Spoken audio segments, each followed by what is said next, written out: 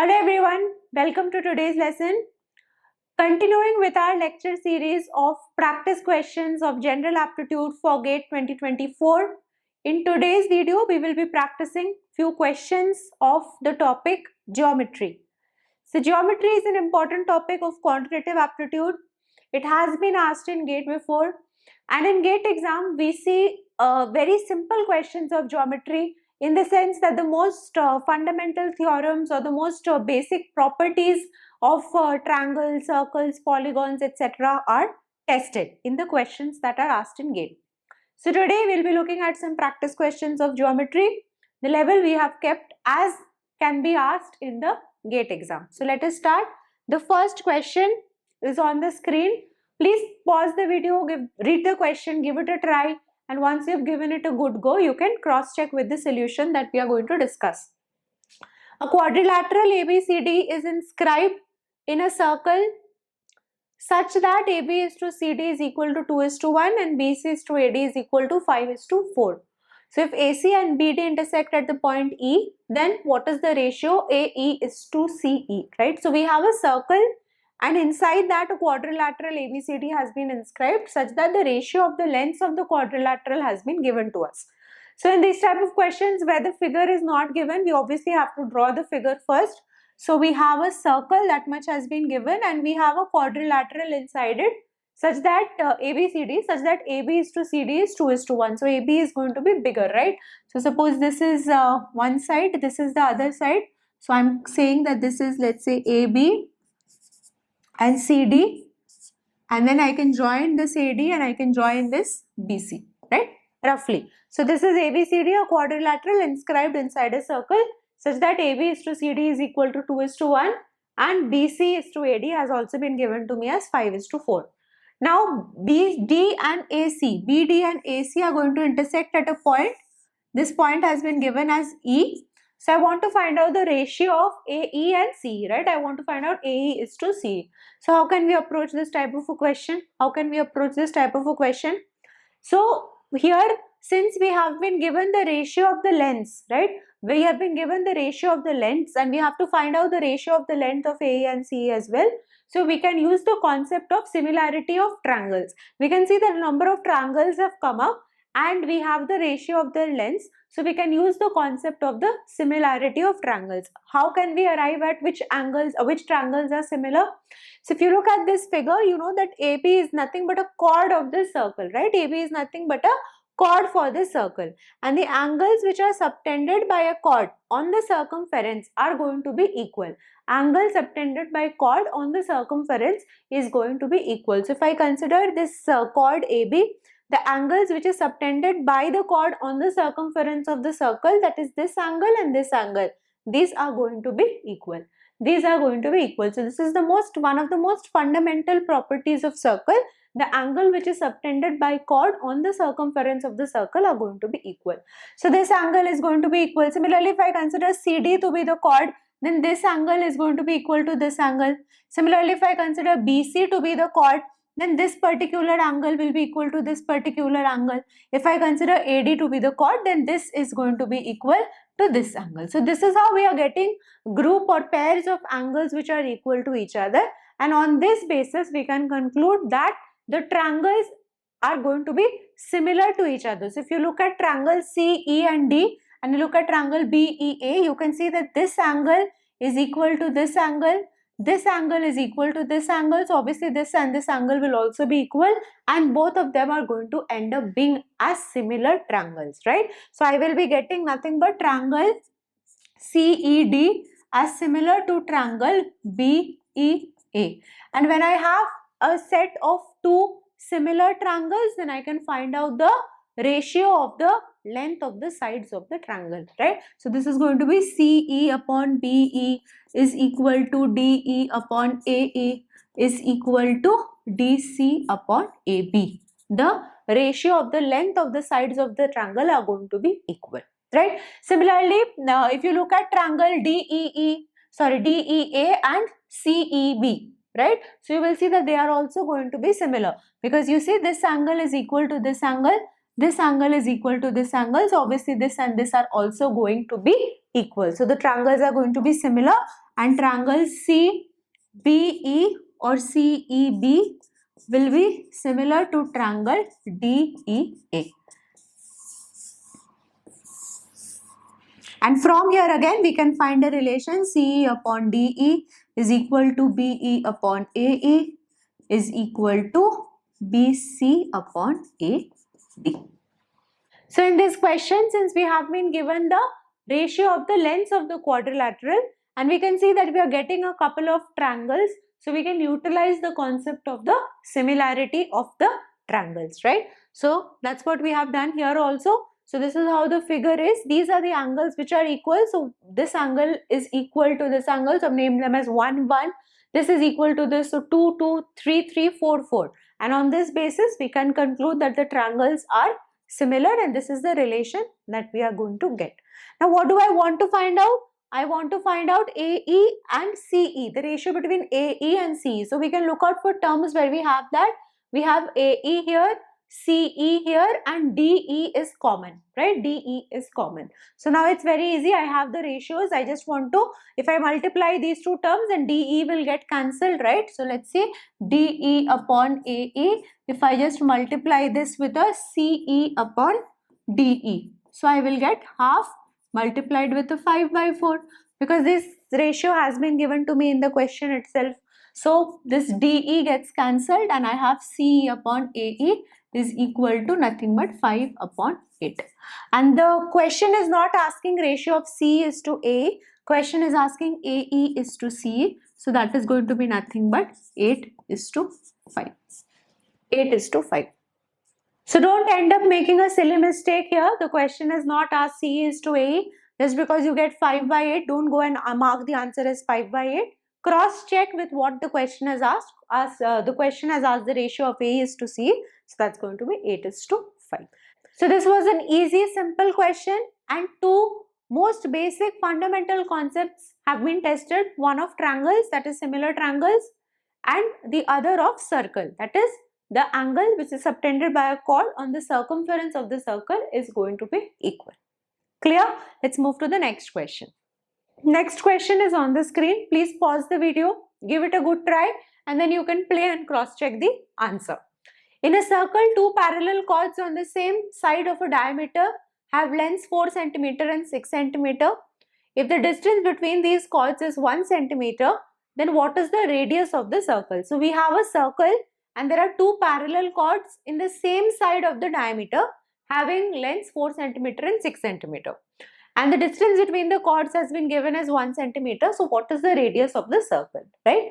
So this is how we can draw the figure. We have a circle. Suppose this is the center of the circle O. So we have the two parallel chords, one of 4 cm. Obviously this is 4 cm. AB will be 4 cm and CD will be 6 cm.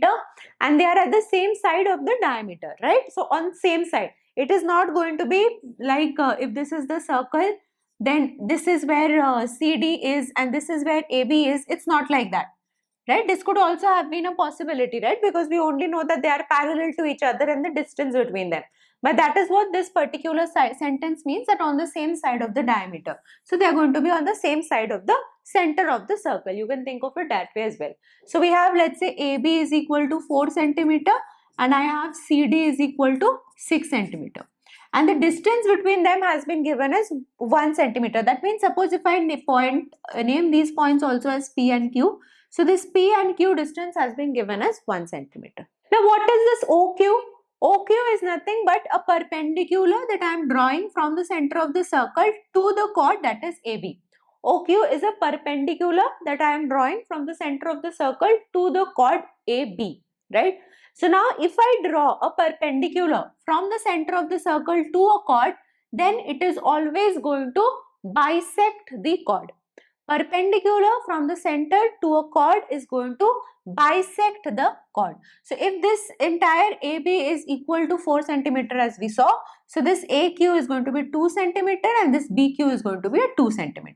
Similarly, if I consider OP to be perpendicular on this CD, because obviously AB and CD are parallel, if I am drawing OQ perpendicular to AB, then OP will also be perpendicular to CD. And in that case again PC will be equal to PD. How much? Since the total is 6, this is going to be 3, 3 each.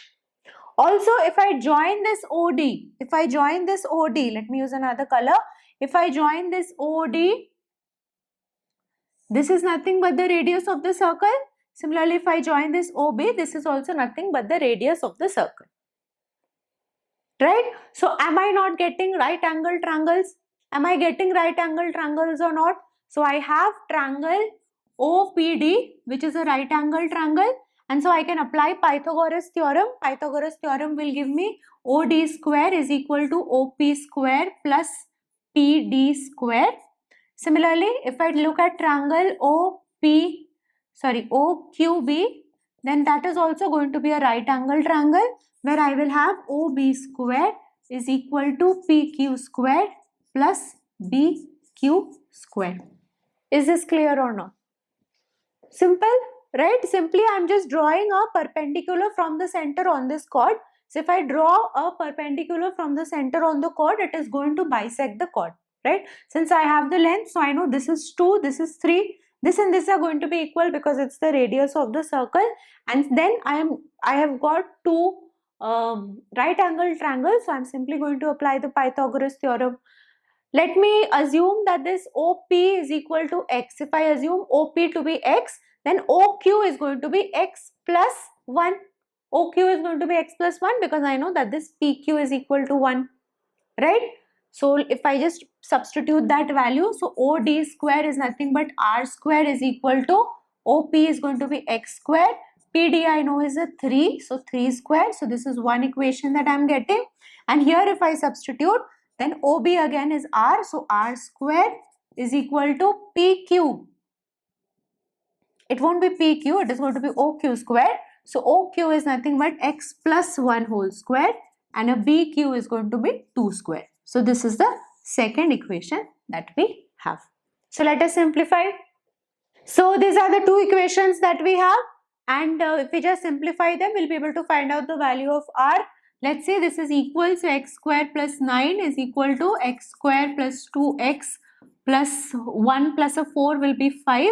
X square gets cancelled. I will be getting 2x is equal to 4 and x is equal to 2. So if x is equal to 2, how much is R? R is going to be, if we just substitute in this equation, 2 square is 4, 4 plus 9 is a 13 and square root of 13, right? So the radius is going to be square root of 13, and that is going to be the final answer.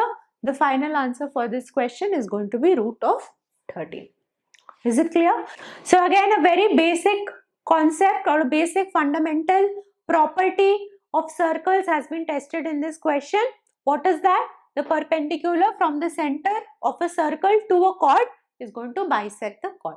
So if I am drawing a perpendicular from the center to the chord, it is going to bisect the chord. Clear? Let us move to the last question of today's video. In the following hexagonal ring, the area of the shaded region is 3 times the area of the unshaded region.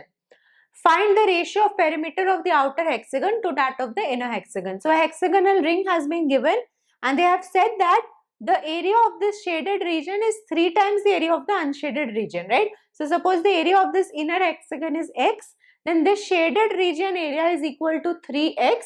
And what does that give me? That gives me the area of the outer hexagon to be as 4x, right? So area of the inner hexagon is x, and area of the outer hexagon is going to be this 3x plus x, that is nothing but 4x. So this is something that we can conclude. Also, how do we find out the area of an hexagon? What is a hexagon? A hexagon is nothing but it is made up of 6 equilateral triangles, right? Suppose A is the length of this outer hexagon. So if I consider this to be the center, then this is nothing but an equilateral triangle, and you can see that this outer hexagon will be made up of 6 such equilateral triangles, right? So the area of the hexagon is going to be nothing but 6 times the area of this particular equilateral triangle. Area of an equilateral triangle is root 3 by 4 into side square. So 6 into root 3 by 4 into a square. Similarly, if I consider the side of the inner hexagon to be, let's say, B. So the area of this entire inner hexagon is going to be 6 times root 3 by 4 into B square. And I also know that this is equal to 4x, area of the outer hexagon we just saw is equal to 4x, and area of the inner hexagon we know is equal to x. So can I find out the ratio of A and B? Yes, if I just divide this, I will be getting A square by B square is equal to 4, or A by B is equal to 2. Now what do I want to find out? I want to find out the ratio of the perimeter of the outer hexagon to the perimeter of inner hexagon. So perimeter of outer hexagon is going to be 6 times A, and perimeter of inner hexagon is 6 times B. So essentially what I want to find out is 6A upon 6B, which is again nothing but A by B, which we have already found out as 2:1. So the required answer is going to be 2:1, that is option A. So as simple as that. So that's all there was in this question. Equilateral triangles are an important topic. There are a few certain very simple basic properties associated with equilateral triangles. So just remember them and they will be helpful in the examination. When you find a figure like a hexagon and all, think about how you can express it in terms of equilateral triangles and you will definitely be able to solve it. So this is the practice question for today's class. Give it a try. Let me know your answers in the comment section below. I hope you found the video helpful. If you have any doubts or queries, then you can let me know in the comment section below. Thank you so much for watching. All the best.